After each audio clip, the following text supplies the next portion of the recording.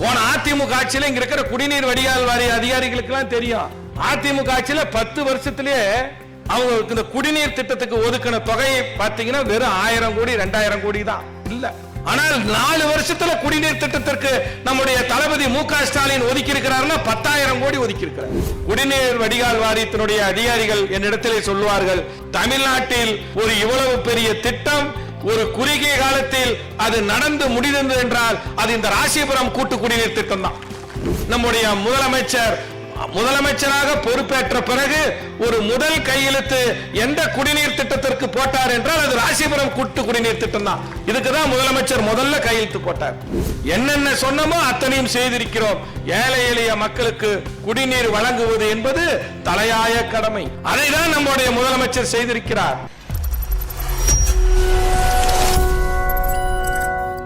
இங்கே பேசுகின்ற போது நம்முடைய சட்டமன்ற உறுப்பினரும் நாடாளுமன்ற உறுப்பினரும் குறிப்பிட்டார்கள், இந்த திட்டம் ராசிபுரம் கூட்டு குடிநீர் திட்டத்துடைய மதிப்பு எவ்வளவு என்று கேட்டால் 854 கோடி. இதிலே எந்தெந்த ஊர் பயன்பெறுகிறது என்றால் வெண்ணந்தூர் ஊராட்சி ஒன்றியம், ராசிபுரம் ஊராட்சி ஒன்றியம், நாமகிரிப்பேட்டை ஊராட்சி ஒன்றியம், புதுச்சத்திரம் ஊராட்சி ஒன்றியம், இங்கு இருக்கக்கூடிய அத்தனை குக்கிராமங்களும்.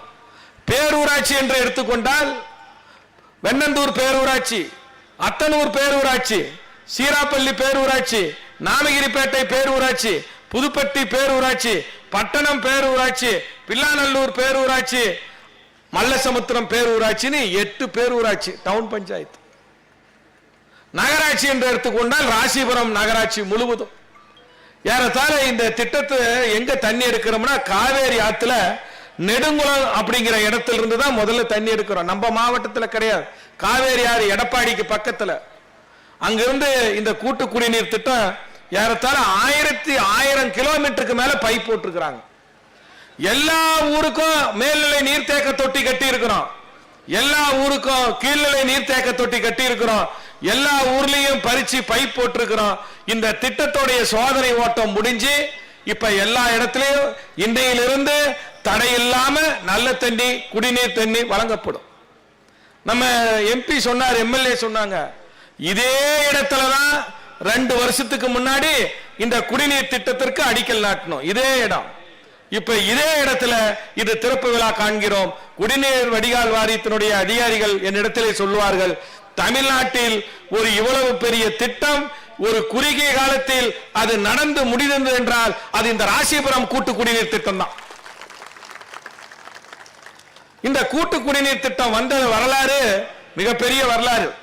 எம்பி இங்க சொன்னார், இந்த ராசிபுரத்தில் குடிநீர் பிரச்சனைங்கிறது ரொம்ப நாளாவே இருக்குது. நல்ல தண்ணி வேணும். 40 வருஷத்துக்கு முன்னாடி ஒரு காவேரி தண்ணி வந்தது, பைப் லைன் போட்டாங்க. இன்னைக்கு மக்கள் தொகை பெருகி போச்சு, ஊர் மக்கள் பெருகிட்டாங்க, தண்ணியுடைய தேவை அதிகமாயிடுச்சு. ஏற்கனவே போட்ட பைப் எல்லாம் பழசாயிடுச்சு. அங்கிருந்து தண்ணி வருதா அப்படின்னு பார்த்தா பாதி தண்ணி கூட வரல. 2021 தமிழ்நாட்டின் முதலமைச்சராக தளபதி மு.க. ஸ்டாலின் அவர்கள் பொறுப்பேற்றார். நானும் அமைச்சர் மதிவேந்தனும் அண்ணன் ராமலிங்கமும் போய் அமைச்சர் அவர்கள் முதலமைச்சர் அவர்களை பார்த்தோம். எங்களுக்கு இந்த ராசிபுரம் கூட்டு குடிநீர் திட்டம் வேண்டும் என்று கேட்டோம், மனு கொடுத்தோம், நேரு அமைச்சர் அவரிடத்திலே கொடுத்தோம்.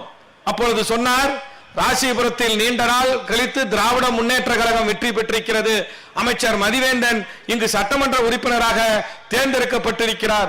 ராசிபுரம் கூட்டு குடிநீர் திட்டத்தை சாங்ஷன் செய்கிறேன், உடனடியாக அதுக்கு நிதி ஒதுக்கிறேன் என்று நம்முடைய முதலமைச்சராக பொறுப்பேற்ற பிறகு ஒரு முதல் கையெழுத்து எந்த குடிநீர் திட்டத்திற்கு போட்டார் என்றால் அது ராசிபுரம் கூட்டு குடிநீர் திட்டம் தான். இதுக்கு தான் முதலமைச்சர் முதல்ல கையெழுத்து போட்டார், ராசிபுரம் கூட்டு குடிநீர் திட்டம் வேணும் அப்படின்னு.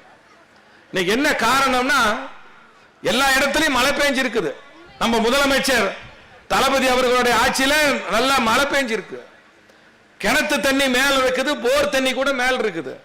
ஆனால் அதையெல்லாம் குடிக்க பயன்படுத்த முடியுமா என்று கேட்டால் அதில் இருக்கக்கூடிய உப்பு சத்து கண்டென்ட் நமக்கு அந்த தண்ணி முழுசாக குடிப்பதற்கு பயன்படுத்த முடியாது. நல்ல தண்ணி வேணும். இன்னைக்கு 40 வயசு 50 வயசு பையன் டயாலிசிஸ் பண்றான், கிட்னி கெட்டு போயிருது. 40 வயசு பொண்ணுங்க பெண்கள் டயாலிசிஸ் பண்றாங்க, கிட்னி கெட்டு போயிருது. காரணம் நல்ல தண்ணி குடிக்கணும். இன்னும் சொன்ன போனா கிராமத்துல பெண்கள் என்ன சொல்லுவாங்கன்னா, நல்ல தண்ணினா அதுக்கு என்ன அடையாளம்னா பருப்பு வேகிற மாதிரி தண்ணி வேணுங்க, அதுதான் நல்ல தண்ணிம்பாங்க. உண்மையாமா கனமா சொல்லுங்க, உண்மையா பருப்பு வேகிற மாதிரி தண்ணி வேணும்னு சொல்லுவீங்களா சொல்ல மாட்டீங்களா? சொல்லும். இந்த மாதிரி தண்ணி வேணும், அதுதான் நல்ல தண்ணிக்கு ஒரு அடையாளம். அந்த திட்டத்தை தான் நம்முடைய முதலமைச்சர் இன்றைக்கு கொடுத்து எங்க ஆட்சி காலத்திலே இந்த திட்டம் நிறைவேற்றப்பட்டு நாங்க ஆட்சிக்கு வந்த பிறகு திட்டம் நிறைவேற்றப்பட்டு இப்ப எங்க ஆட்சி காலத்திலே துவக்கி வைக்கிறோம். அதுதான் நம் நாமக்கல் சட்டமன்ற உறுப்பினர் அண்ணன் ராமலிங்கம் சொன்னார். இன்னைக்கு நாங்கள் மார்பை நிறுத்தி நெஞ்சுரத்தோடு இங்கே அமர்ந்திருக்கிறோம் என்று சொன்னால் ஏழை எளிய மக்களுக்கான திட்டங்களை தீட்டி அதை நிறைவேற்றி விட்டுதான் உங்கள் முன் அமர்ந்திருக்கிறோம், அதில் எங்களுக்கு பெருமை என்று சொன்னார் நம்முடைய சட்டமன்ற உறுப்பினர். செய்தி காட்டி இருக்கிறோம், என்னென்ன சொன்னமோ அத்தனையும் செய்திருக்கிறோம். ஏழை எளிய மக்களுக்கு குடிநீர் வழங்குவது என்பது தலையாய கடமை. அதைதான் நம்முடைய முதலமைச்சர் செய்திருக்கிறார். இந்த புதுச்சத்திரம் ஒன்றியமாகட்டும், எண்ணந்தூர் ஒன்றியமாகட்டும், ராசிபுரம் ஒன்றியமாகட்டும், எல்லா இடத்திலும் இனி தண்ணி பிரச்சனையே கிடையாது.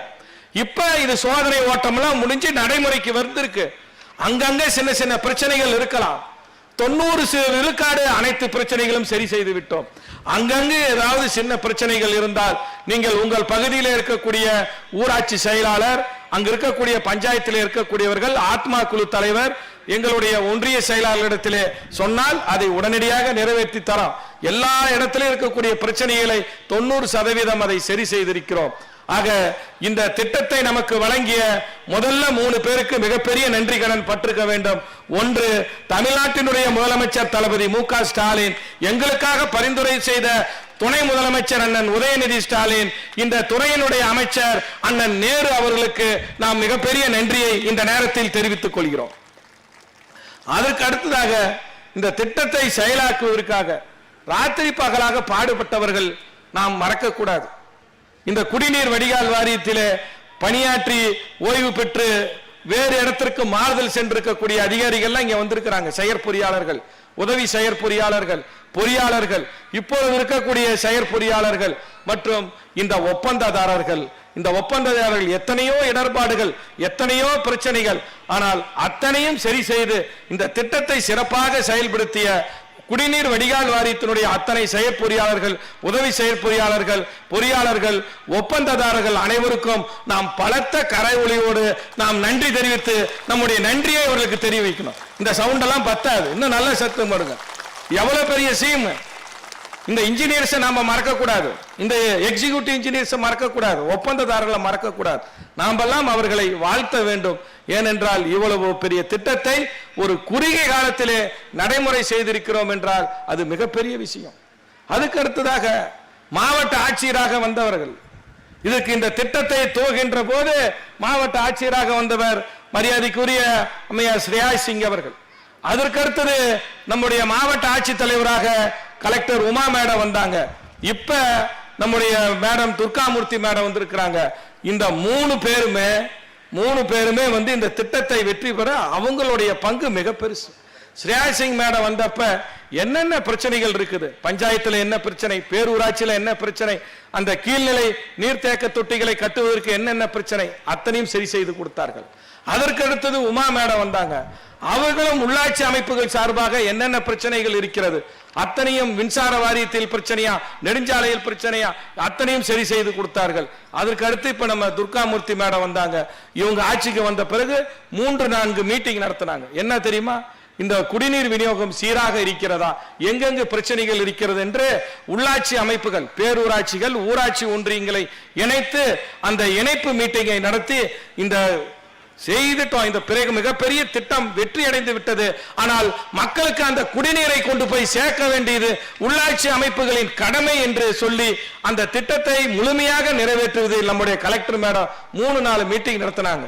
நடத்தி இன்றைக்கு எல்லா குறுக்காமுக்கும் இந்த தண்ணி கொண்டு போய் சேர்த்திருக்கிறோம். ஆக இந்த 3 மாவட்ட ஆட்சித் தலைவர்களுக்கும் நம்முடைய நன்றியை நாம் தெரிவித்துக் கொள்ள வேண்டும். மிகப்பெரிய விஷயம். அதுக்கு அடுத்ததாக இதற்காக பாடுபட்ட துறை சார்ந்த அதிகாரிகள், நெடுஞ்சாலை துறை என்றால் அவர்கள் உடனே அனுமதி கொடுத்தார்கள். இது ஒன்றும் சும்மா நடக்காது. ரோட பறிக்கணும், ரோட பறிக்கிறப்ப ஹைவேஸ்காரன் வந்துருவாங்க. உன்னை நெடுஞ்சாலைத்துறை அதிகாரிகள், அதுக்கு அடுத்தது ஊரக வளர்ச்சித்துறையுடைய அதிகாரிகள், அவர்களுடைய சாலையை நாம் பறிக்க வேண்டும் என்றாலும் அவர்களிடத்தில் அனுமதி வாங்க வேண்டும். அதுக்கு அடுத்தது ஆங்காங்கே பம்பு செட்டு போடுறதுக்கு மின்சார வாரியத்தினுடைய அதிகாரிகள், மின்சார வாரிய அதிகாரிகள், பேரூராட்சிகள் சேர்ந்த அதிகாரிகள், உள்ளாட்சி அமைப்புகளுடைய அதிகாரிகள், ஊரக வளர்ச்சித்துறையில் இருக்கக்கூடிய அத்தனை பிடிஓக்கள், அதே மாதிரி திட்ட இயக்குனர், உதவி பொறியாளர்கள், மின்சார வாரியத்தினுடைய பொறியாளர்கள், அதே மாதிரி பல்வேறு இந்த இதை துறை சார்ந்து இருக்கக்கூடிய அத்தனை அதிகாரிகளுக்கும் இந்த நேரத்தில் எங்களுடைய மனமார்ந்த நன்றியை நாங்கள் தெரிவித்துக் கொள்கிறோம். இது ஒரு கூட்டு முயற்சி. எத்தனையோ பேர் மின்சார வாரியத்தில் கேட்டா உடனே எஸ்டிமேட் போட்டு தருவாங்க, உடனே அந்த வேலையை பண்ணணும். அதுக்கு அடுத்தது நெடுஞ்சாலைத்துறை, அதுக்கு அடுத்தது ஊரக வளர்ச்சித்துறை, இது அத்தனையும் செஞ்சோம். இதை விட பெருசு என்ன தெரியுமா? இந்த நேரத்தில் முக்கியமா தெரிவித்துக் கொள்வது, இந்த ராசிபுரத்தில் அந்த பைபாஸ் கிட்ட இந்தியன் ஆயில் கார்பரேஷனுடைய பைப் லைன் போகுது. அந்த பைப் லைனுக்கு பக்கத்தில் இந்த குடிநீர் வடிகால் வாரியத்துடைய பைப் லைன் போகணும். அதுக்கு ஐஓசி வந்து நமக்கு அனுமதி கொடுக்கணும். அதை கடைசியில் நான் இதை குடிநீர் அதிகாரி இவங்க எல்லாம் சொன்னாங்க, சார் இது ஐஓசி டெல்லியில் இருக்கக்கூடிய பைப் லைன் டிபார்ட்மெண்ட்ல தான் தரணும், அவங்க கிட்ட போய் அனுமதி வாங்குங்க. இது யாரப்பா போய் டெல்லியில எந்த இந்திக்காரங்க இருக்க போறாங்க, நம்ம இது எப்படி பேசி இது எப்படி பைப் லைன் வாங்குறது எனக்கு பெரிய கஷ்டமா போச்சு. டெல்லி பாராளுமன்ற கூட்டத்துக்கு போனப்ப அந்த ஆபீஸ கண்டுபிடிச்சு தடுமாறி போயிட்டேன். அங்க போய் உட்கார்ந்து இருக்கிறது யாருன்னு பார்த்தா, எந்த ஊர், ராசிபுரத்து ஊரை சேர்ந்த இந்த குருசாம்பாளையத்தை சேர்ந்த செந்தில் குமார்ங்கிறவர் தான் பைப் லைன் டைரக்டர் குருசாம்பாளையம். அவர் போன தமிழ்காரர் நம்ம ஊருக்காரே வந்துட்டார். சொன்னார், சார் நான் இவ்வளவு பெரிய இடத்துக்கு வந்திருக்கிறேன், என்னுடைய வாழ்க்கையில என்னுடைய ஊருக்கு நான் ஒரு என்ஓசி கொடுக்கிற கையெழுத்து போடுறேன்னா எனக்கு இறைவன் கொடுத்த மிகப்பெரிய அது ஒரு வரப்பிரசாதம், இன்னைக்கே ஆர்டர் தரேன்னு சொல்லி ஆர்டர் கொடுத்தார் குருசாம்பாளையத்துக்காரர். இப்படி ஒவ்வொரு துறையையும் நம்மை சார்ந்த அதிகாரிகள் இதை ஒத்துழைத்ததுனாலதான் இந்த திட்டம் இவ்வளவு விரைவாக இன்னைக்கு முடிஞ்சது. இல்லைன்னா கிடைக்காது. எந்த ஆட்சியில செஞ்சாங்க? திமுக ஆட்சியில. நாங்க ஆட்சிக்கு வந்த பிறகுதான் குடிநீர் திட்டம், எத்தனையோ திட்டங்கள் இருந்தாலும் ஏழை எளிய மக்கள் அவர்களுக்கு நல்ல தாகத்தை தீர்க்க வேண்டிய குடிநீர் வழங்க வேண்டும் என்ற எண்ணம் நம்முடைய முதலமைச்சருக்கு இருந்தது. போன அதிமுக ஆட்சியில இங்க இருக்கிற குடிநீர் வடிகால் வாரிய அதிகாரிகளுக்கு எல்லாம் தெரியும். அதிமுக ஆட்சியில 10 வருஷத்திலேயே அவங்களுக்கு இந்த குடிநீர் திட்டத்துக்கு ஒதுக்கின தொகையை பார்த்தீங்கன்னா வெறும் 1000 கோடி 2000 கோடி தான் இல்ல. ஆனால் 4 வருஷத்துல குடிநீர் திட்டத்திற்கு நம்முடைய தளபதி மு.க. ஸ்டாலின் ஒதுக்கி இருக்கிறார்னா 10,000 கோடி ஒதுக்கி இருக்கிறார். அத்தனை குடிநீர் திட்டம் ஏழை எளிய மக்களுக்கு குடிநீர் பிரச்சனையை தீர்க்க வேண்டும்ங்கிறதா முதலமைச்சருடைய முக்கியமான கோரிக்கை. அதை தான் நாங்கள் செய்திருக்கிறோம். அதே போன்று இங்க பேசுறப்ப நம்ம நாடாளுமன்ற உறுப்பினர் சொன்னார், நாம் ஆட்சிக்கு வந்தப்ப என்னென்னலாம் செஞ்சோம்னு பட்டியலிட்டார். நாங்க தேர்தல் நேரத்தில் சொன்னது எதையும் குறை வைக்க கிடையாது. ஆட்சிக்கு வந்தோடனே கொரோனா காலம் கஷ்டப்பட்டோம், 4000 முதலமைச்சர் வழங்கினார். பெண்களுக்கு இலவச பஸ் பயணம்னு சொன்னோம். இன்னைக்கு வரைக்கும் பெண்களுக்கு 5 வருஷமாக இலவச பஸ் பயணம் கொடுத்துக்கிட்டு இருக்கிறோம். மகளிர் உரிமை தொகை மாசம் 1000 சொன்னோம். 28 மாசம் மகளிர் உரிமை தொகை மாசம் 1000 கொடுத்துக்கிட்டு இருக்கிறோம். விடுபட்டவங்களுக்கும் கொடுத்திருக்கிறோம். முதியோர் உதவித்தொகை நேத்து கூட கொடுத்தோம். நம்ம ராசிபுரத்தில் 1000 பேருக்கு முதியோர் உதவித்தொகை 1000 வாங்கிட்டு இருந்தவங்களுக்கு 1200 வந்த உடனே கொடுத்தோம். இந்த கிராமத்தில் தூய்மை பணியாளர்கள் சம்பளத்தை 5000 பண்ணோம். இப்ப நேத்து முதலமைச்சர் அதை 6000 உயர்த்தி இருக்கிறார் கிராமத்தில் இருக்கக்கூடிய தூய்மை பணியாளர்களுக்கு. இன்னொன்று நம்முடைய எம்எல்ஏ சொன்னார், 12ஆம் வகுப்பு வரை அரசாங்க பள்ளியிலே படித்து விட்டால் அதுக்கு மேல எந்த காலேஜுக்கு போனாலும் புதுமை பெண் திட்டத்தில் மாசம் 1000. பசங்க எங்களுக்கு இல்லையான்னு கேட்டாங்க, பசங்களுக்கு 1000. இன்னைக்கு ஒன்றிய அரசாங்கம் நீட் தேர்வு கொண்டு வந்து நம்ம பசங்களை டாக்டருக்கு போறதுக்கு இல்லாம கெடுத்தாங்க. ஆனா நம்ம முதலமைச்சர் என்ன பண்ணார் தெரியுமா? அரசாங்க பள்ளியில படிக்கிறவங்களுக்கு 7.5% இடஒதுக்கீடு, டாக்டர் சீட்டு, இன்ஜினியர் சீட்டு, அக்ரி சீட்டு, எதுவா இருந்தாலும் போதும், ஒரு பைசா பணம் கட்ட தேவையில்லை. அரசாங்க பள்ளியிலே படித்தால் ஏழை எளிய குழந்தைகள், கிராமப்புறத்தில் இருக்க குழந்தைகள் அரசு பள்ளியில யாரு வேணாலும் படிக்கலாம், அதுல ஜாதியே கிடையாது. 7.5% இடம் கிடைத்தால் அவர்களுக்கு அத்தனையும் இலவசம் என்று உத்தரவு போட்டார் முதலமைச்சர். இந்தியாவில் எந்த மாநிலத்திலையும் கிடையாது. அதே மாதிரி கிராமப்புறத்தில் வீடு கட்டுறதுக்கு தேடி தேடி போய் கொடுத்தோம். 3.5 லட்சம் ரூபாய். கலைஞர் கனவில்லம்னு பேரு, திட்டத்துக்கு பேரு கலைஞர் கனவில்ல திட்டம். 3.5 லட்சம் ரூபாய் ஒவ்வொருத்தருக்கும் தேடி போய் நம்ம நாமக்கல் மாவட்டத்தில் மட்டும் 7000 பேருக்கு கலைஞர் கனவுள்ள திட்டத்தில் வீடு கட்ட கொடுத்திருக்கிறோம். இப்ப நம்ம முதலமைச்சர் போட்டது என்ன தெரியுமா? தாய் மாணவர் திட்டம். தாய் மாணவர் திட்டம்னா என்ன? 65 வயசு ஆயிட்டா ரேஷன் பொருள் வீட்டுக்கே வரும். யாரும் நடக்க வேண்டியதில்லை. அரிசி பருப்பு எதுவா இருந்தாலும் 65 வயசு ஆயிட்டா வீட்டுக்கே வந்துடும். இத்தனை திட்டங்களையும் எத்தனை வருஷத்துல செஞ்சோம்னா 4-5 வருஷத்துல செஞ்சு முடிச்சிடும். ஆட்சிக்கு வந்ததிலிருந்து கொரோனாவிலிருந்து 5 அதே மாதிரி மகளிர் சுய உதவி குழுவுக்கு கடனை தள்ளுபடி பண்ணி மீண்டும் மகளிர் சுய உதவி குழுவுக்கு கடன் 5 பவுன் வரைக்கும் நகை கடன் தள்ளுபடி. மகளிர் உரிமை தொகை மாசம் 1000 தரமாட்டாங்க அப்படின்னாங்க. ஆனால் இந்த தங்கு தடை இல்லாமல் 28 மாசம் கொடுத்திருக்கிறோம். மற்றவங்க எல்லாம் சொல்லிவிட்டு மகாராஷ்டிராவிலையும் பீகார்லயும் சொன்னாங்க, எலெக்ஷன் முடிஞ்ச உடனே நிறுத்தி விட்டாங்க. ஆனால் நம்முடைய முதலமைச்சர் தளபதி மு.க. ஸ்டாலின் தான் ஒரு மாசம் கூட நிறுத்தாமல் மாதம் 1000 வழங்கி கொண்டு வருகிறார். பெண்களுக்கு இலவச பஸ் பயணம், எல்லா இடத்திலும் பெண்களுக்கு இலவச பஸ் பயணத்தை வழங்கி இருக்கிறோம். இப்ப உங்க கனவு சொல்லுங்கிற திட்டம், உங்களுடைய கனவு என்ன, உங்க ஊர்ல இருக்கிற பிரச்சனை என்ன சொன்னா அதையும் நிறைவேற்ற திட்டம் உங்க கனவை சொல்லுங்கிற திட்டம். அதே மாதிரி பட்டா வழங்குறது, தேடி போய் பட்டா கொடுத்தோம். இந்த நாமக்கல் மாவட்டத்தில் மட்டும் நாங்க ஆட்சிக்கு வந்த பிறகு 40,000 பட்டா கொடுத்திருக்கிறோம். இதை பார்த்துதான் முதலமைச்சர் என்ன பண்ணாருன்னா, ஒரு மாவட்டத்தில் இவ்வளவு பட்டாவா என்று சொல்லி தமிழ்நாடு முழுக்க 5 லட்சம் பட்டா வழங்குறதற்கு இலக்கு நிர்ணயித்தார். அனைவருக்கும் பட்டா, இந்த நாமீரிப்பேட்டையில் இருக்கக்கூடிய விவசாய நிலங்களுக்கு பட்டா கொடுத்தோம். இப்ப இந்த ராசிபுரத்தில் என்னென்ன திட்டங்கள், இங்க படிச்ச பசங்களுக்கு வேலை கிடைக்கணும். ஆண்லூர் கேட்ல டைட்டில் பார்க், மிகப்பெரிய அளவில் டைட்டில் பார்க் கட்டுமான பணி நடந்துகிட்டு வருது. இங்க இருக்கக்கூடிய போதமலைக்கு இந்த நாடு சுதந்திரம் அடைஞ்சதுல இருந்து ரோடு கிடையாது, இப்ப ரோடு போட்டுக்கிட்டு இருக்கிறோம். நாளைக்கு புதுப்பட்டியிலிருந்து கெடமலைக்கு இதே முதலமைச்சர் திறந்து வைக்கிறார். புதுப்பட்டியிலிருந்து கெடமலைக்கு ரோடு. பெரிய ஆஸ்பத்திரி இனிமேல் ஆபரேஷன் பண்றது, ஒட்டுக்குடல் ஆபரேஷன், கர்ப்பப்பை ஆபரேஷன் எங்கேயும் போக வேண்டியதில்லை. சேலம் போக வேண்டியதில்லை, நாமக்கல் போக வேண்டியதில்லை. ராசிபுரத்திலே ஞானமணி காலேஜுக்கு முன்னாடி மிகப்பெரிய மருத்துவமனை கட்டிக்கிட்டு வரோம். இதையெல்லாம் 4 வருஷத்துல செய்திருக்கிறோம். இந்த ராசிபுரம் நகராட்சியில போன அதிமுக ஆட்சியில எங்கேயுமே ரோடு சரியில்லை. எல்லா இடத்துலயும் நகராட்சி முழுக்க இந்த கவிதா சங்கர் சேர்மேனா வந்தப்ப 52 கிலோமீட்டருக்கு டவுன் முழுக்க ரோடு போட்டிருக்கிறோம். எங்கேயும் பிரச்சனை கிடையாது. அதே மாதிரி ஊராட்சி ஒன்றியங்கள்ல எங்களால் முடிந்த அளவிற்கு 70% ரோடு போட்டிருக்கிறோம். எந்த குறையும் கிடையாது. அத்தனையும் செய்துவிட்டுதான் உங்கள் முன் வந்து நின்று நிற்கிறோம். முதலமைச்சர் ஏழை எளிய மக்களுக்காக, பெண்களுக்காக பாடுபடுகின்ற இந்த முதலமைச்சருக்கு நீங்கள் நல்ல ஆதரவு தர வேண்டும் என்று கேட்டு வாய்ப்புக்கு நன்றி கூறி விடைபெறுகிறேன். நன்றி, வணக்கம்.